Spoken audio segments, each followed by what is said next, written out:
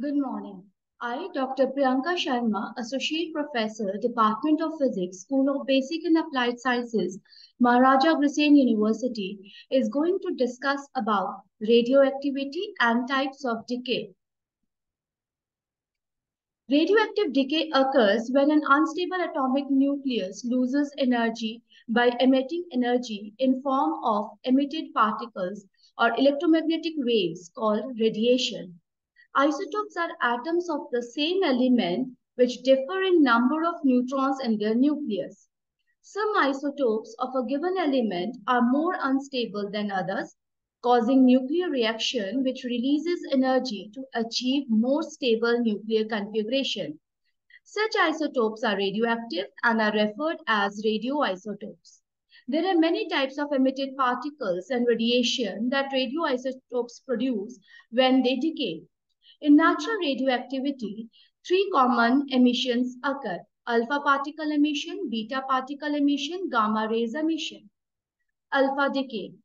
An alpha particle is made up of two protons and two neutrons bound together. This type of radiation has positive charge due to presence of two protons. An alpha particle is sometimes represented using the chemical symbol helium-2 positive because it has the same structure as helium atom, missing its two electrons, hence the overall charge of +2.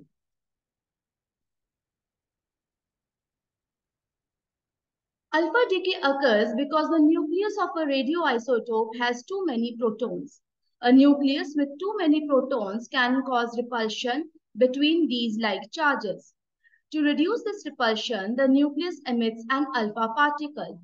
Uranium-238 releases a helium and thorium-234. Beta decay. A beta particle is simply a high-energy electron that is emitted from the nucleus.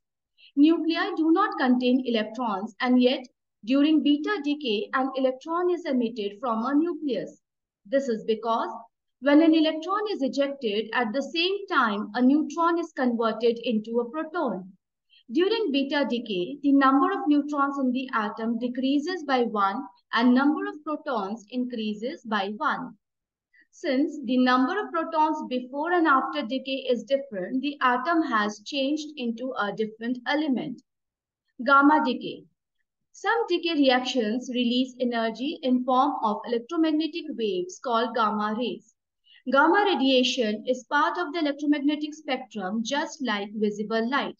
However, unlike visible light, humans cannot see gamma rays because they have much higher frequency and energy than visible light.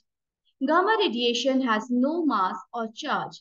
Gamma decay reactions occur if energy of the radioisotope nucleus is too high and the resulting atomic number and atomic mass remain unchanged during the course of reaction. These are the three types of decay: alpha decay, beta decay, and gamma emission. In alpha decay, the mass number changes by 4 and the proton number changes by 2. In beta decay, the mass number remains the same, but the proton number increases by 1. Ionizing and penetration power of radiation. All types of radiations might affect our health. The damage to living systems is done by radioactive emissions when the particles or rays strike tissues, cells, or molecules and alter them. These interactions can alter molecular structure and function. Cells no longer carry out their proper function, and molecules such as DNA no longer carry the appropriate information. Large amounts of radiation are very dangerous, even deadly. In most cases, radiation will damage single or very small number of cells by breaking the cell wall or otherwise preventing a cell from reproducing. The ability of radiation to damage molecules is analyzed in terms of what is called ionizing power. When a radiation particle interacts with atoms, the interaction can cause the atom to lose electrons and thus become ionized. The greater the likelihood that damage will occur by an interaction is the ionizing power of the radiation. The ability by Each type of radiation to pass through matter is expressed in terms of penetration power. The more material the radiation can pass through, greater the penetration power and more dangerous they are. In general, the greater mass present, greater the ionizing power and lower the penetration power.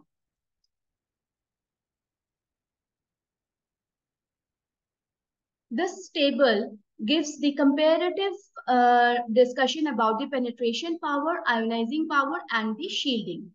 Alpha particle is quite heavy particle, so its penetration power is quite low, whereas the ionizing power is very high. Beta particle is an intermediate penetrating power, and the ionizing power is also intermediate. Gamma radiations does not carry any mass. Its penetration power is very high and the ionizing power is very low. The alpha particles can be shielded by paper, skin. Alpha particles cannot penetrate through the bones. Beta particle can be shielded by aluminium, but gamma rays can be shielded by 2 inches of lead. Properties of alpha particle. Alpha particles are deflected by electric and magnetic field. They have the greatest mass. Alpha particles have approximately 4 times the mass of a proton or neutron and approximately 8,000 times the mass of a beta particle. Because of large mass of the alpha particle, it has the highest ionizing power and the greatest ability to damage tissue. That same large alpha particle, however, makes them less able to penetrate matter. Alpha particles have the least penetration power and can be stopped by a thick sheet of paper or even a layer of clothes. They are also stopped by the outer layer of dead skin on people. This may seem to remove the threat from alpha particles, but only from external sources. In a situation like nuclear explosion or some sort of nuclear accident, where radioactive emitters are spread around in the environment, the emitters can be inhaled or taken in with food or water, and once the alpha emitter is inside you, you have no protection at all. Beta particles are much smaller than alpha particles and therefore have much less ionizing power, less ability to damage tissue. But their small size gives them much greater penetration power. Most resources say that beta particles can be stopped by 1/4 inch thick sheet of aluminium. Once again, however, the greatest danger occurs when the beta emitting source gets inside of you.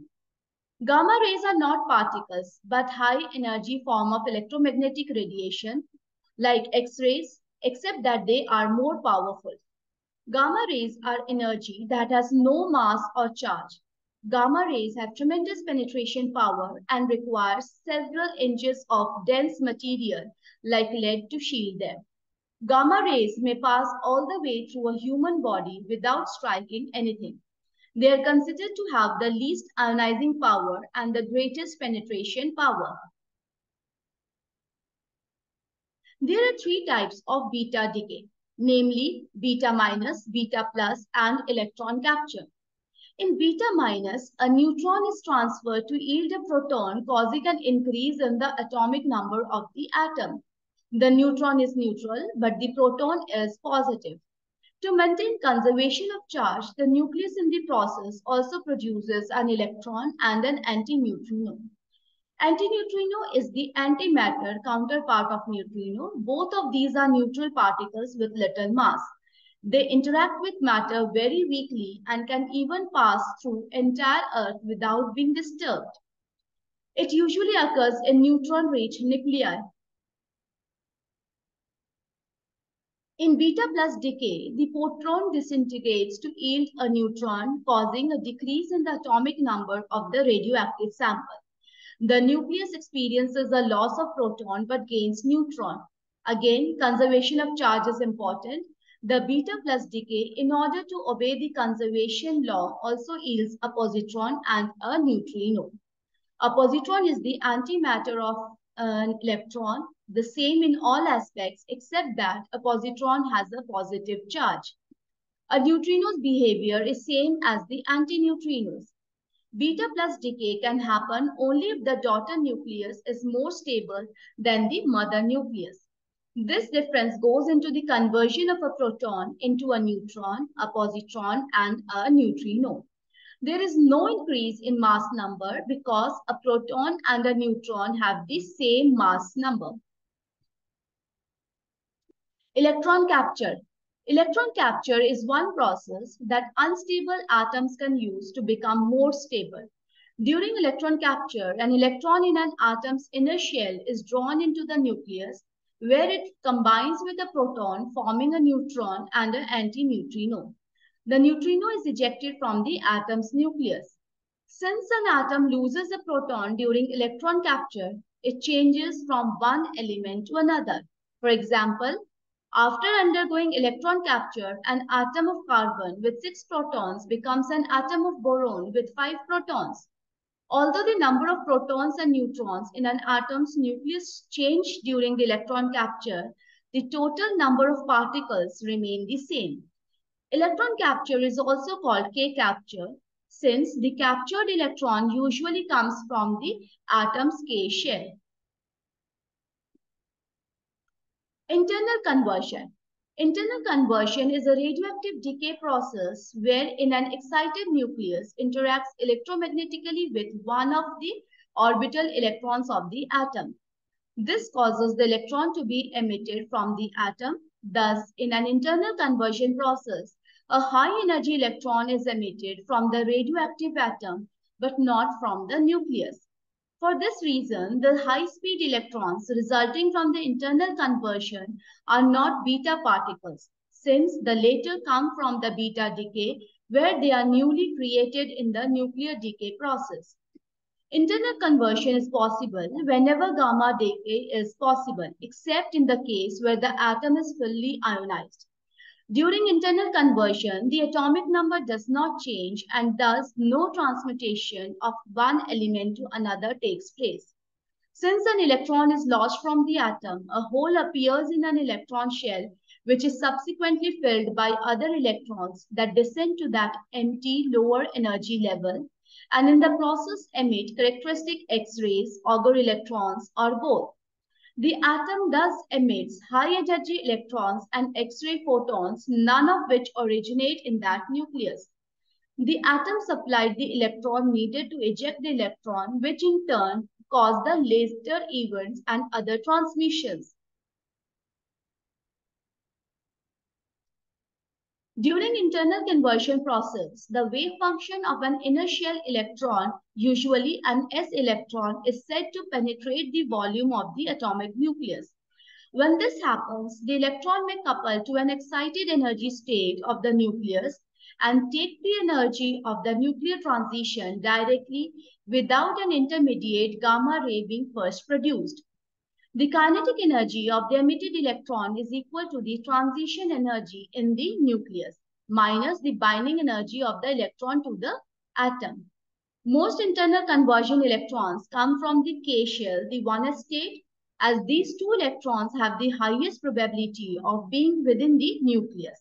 However, the S states in the L, M, and N shells, that is the 2s, 3s, and 4s states, are also able to couple to nuclear fields and cause internal conversion electron ejections from these shells, called L or M or N internal conversion.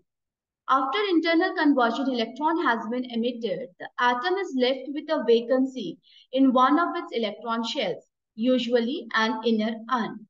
This hole will be filled with an electron from one of the higher shells, which causes another outer electron to fill its place, in turn causing a cascade. Consequently, one or more characteristic X-rays or Auger electrons will be emitted as the remaining electrons in the atom cascade down to fill the vacancies.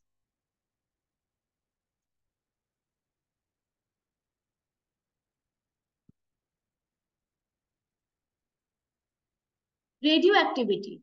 Radioactivity is the phenomena of spontaneous emission of highly energetic radiations like alpha, beta, and gamma radiations from heavier elements such as uranium or isotopes such as carbon-14. Radioactive material exists naturally on Earth and is produced continuously in the atmosphere by cosmic rays. Humans make radioactive material by causing nuclear reactions in nuclear reactors, and particle accelerators. What is radioactive decay? Radioactive decay is the process in which an unstable atomic nucleus loses energy by emitting ionizing particles and radiations, transforming parent nuclide atom into a different atom called daughter nuclide. Laws of radioactive decay. Atoms of every radioactive element undergo spontaneous disintegration with the emission of alpha, beta, and gamma radiations, along with the formation of atoms of new element. The new element has totally different physical as well as chemical properties. The reaction is spontaneous in sense that it cannot be controlled physically or chemically. The process of disintegration is totally random and law of chance apply to it. The number of atoms breaking up at any instant is proportional to the number of atoms present undecayed. Some radioactive materials give out their energy quickly and others take time. The rate of energy release is quantified through the material's half-life. Thus, half-life of a radioactive substance is defined as the time taken by a radioactive substance to decay to half the number of atoms as compared to the initial number of atoms present in the sample. Thus, it is the time after which half of the initial atoms have released their energy. For example, if you start with 100 radioactive atoms with a half-life of 1 minute, 50 of them will have emitted their energy after 1 minute. After 2 minutes, there will be 25 left, and so on. Half-life is constant for a substance. Therefore, half-life is the characteristic property of a radioactive substance which cannot be changed by any other method. Average life. Average life of a radioactive element may be defined as the sum of lives of all atoms divided by the total number of atoms present. This is the relation between half-life and decay constant, and this is the relation between half-life, average life, and decay constant. Half-life is equal to 0.693 divided by the lambda. Units of radioactivity. Radioactivity is measured in terms of activity. The number of decays per second is called activity. The activity depends only on the number of decays per second, not on the type of decay, the energy of the decay products, or the biological effects of the radiation. The older unit of radioactivity is Curie, named after Madame Curie. 1 Curie is approximately the activity of 1 gram of radium. 1 Curie is equal to 3.7 into 10 raised to power of 10 decays per second. 1 Rutherford is equal to 10 raised to power 6 decays per second. 1 becquerel is equal to 1 decay per second. And SI unit of radioactivity is becquerel. So today we have discussed about radioactivity and various types of decay. Thank you.